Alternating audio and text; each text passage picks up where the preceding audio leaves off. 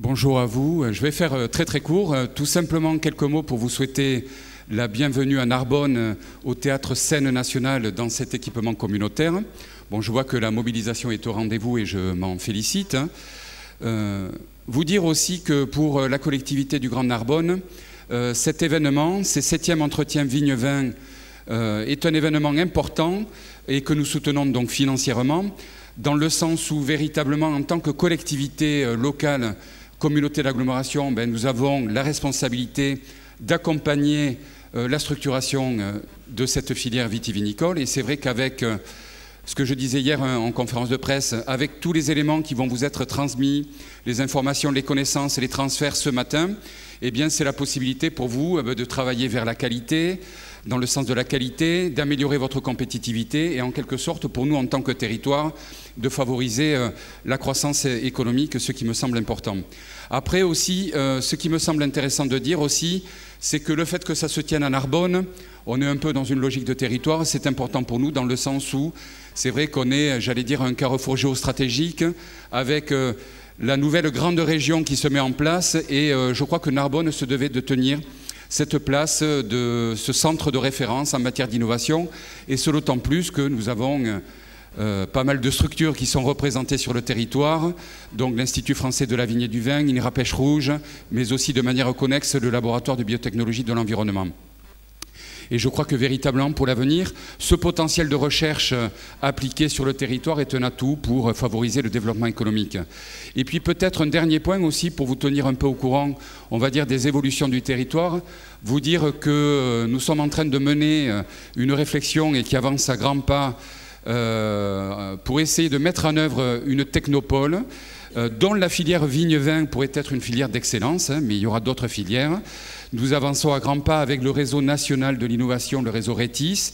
Et véritablement, je crois que cette structuration-là, qui devrait aboutir à mon sens avant la fin de l'année, est importante puisque là encore, je parlais du potentiel de recherche que nous avons sur le territoire, mais nous avons aussi des dispositifs d'accueil d'entreprises à travers des hôtels pépinières.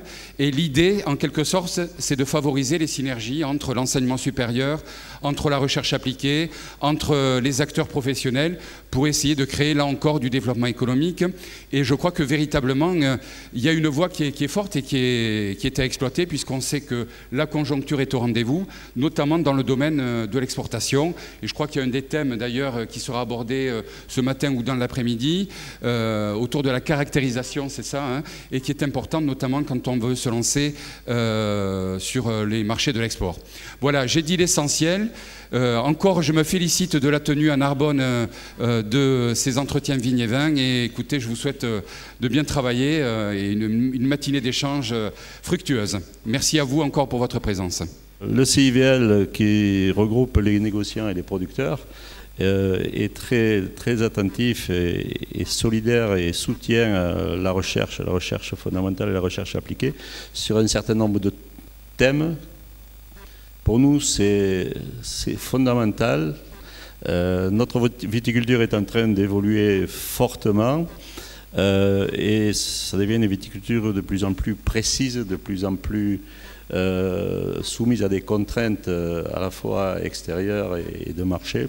Notre apport, donc, c'est un apport financier sur un certain nombre d'actions et aussi, au cours du repas, ça sera un apport en excellent vin de l'ensemble de la région. Donc, notre viticulture aujourd'hui, c'est une viticulture de précision, de maîtrise. Bien sûr qu'il y a des tendances, mais il faut continuer à être attentif. Il y a encore des gens qui croyaient que le phylloxéra avait disparu. Non, mais le phylloxéra, il existe encore.